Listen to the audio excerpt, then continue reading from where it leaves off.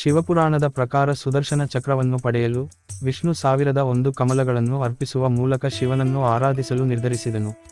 ವಿಷ್ಣು ಶಿವಲಿಂಗದ ಮುಂದೆ ಕುಳಿತು ಕಮಲಗಳನ್ನು ಅರ್ಪಿಸಲು ಪ್ರಾರಂಭಿಸಿದನು. 1000 ಕಮಲಗಳನ್ನು ಅರ್ಪಿಸಿದಾಗ ಎಲ್ಲ ಕಮಲಗಳು ಖಾಲಿಯಾದವು. ಇನ್ನೊಂದು ಕಮಲ ಬೇಕಾಗಿತ್ತು.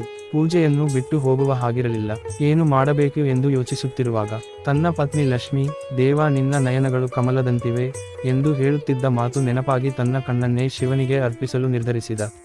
ತನ್ನ ಕಣ್ಣನ್ನು ಕಿತ್ತು ಶಿವಲಿಂಗದ ಮೇಲೆ ಇಟ್ಟ. ವಿಷ್ಣುವಿನ ಅಪ್ರತಿಮ ಭಕ್ತಿ ಕಂಡ ಶಿವ ಹರಿಯ ಮುಂದೆ ಕಾಣಿಸಿಕೊಂಡ. ತನ್ನ ಶಕ್ತಿಯಿಂದ ವಿಷ್ಣುವಿನ ಕಣ್ಣನ್ನು ಮರುಸೃಷ್ಟಿಸಿ ಸುದರ್ಶನ ಚಕ್ರವನ್ನು ನೀಡಿ, ನೀವು ನಿಮ್ಮ ಕಣ್ಣನ್ನು ಕಮಲದಂತೆ ಅರ್ಪಿಸಿದ್ದೀರಿ. ಇಂದಿನಿಂದ ದೇವಿ ಲಕ್ಷ್ಮಿ ಮಾತ್ರವಲ್ಲ, ಎಲ್ಲರೂ ನಿಮ್ಮನ್ನು ಕಮಲನಯನ ಎಂಬ ಹೆಸರಿನಿಂದ ಕರೆಯುವಂತಾಗಲಿ ಎಂದು ಆಶೀಸಿದನು. ಹಾಗಾಗಿ ನಾವು ವಿಷ್ಣುವನ್ನು ಕಮಲನಯನ ಎಂದು ಕರೆಯುವುದು.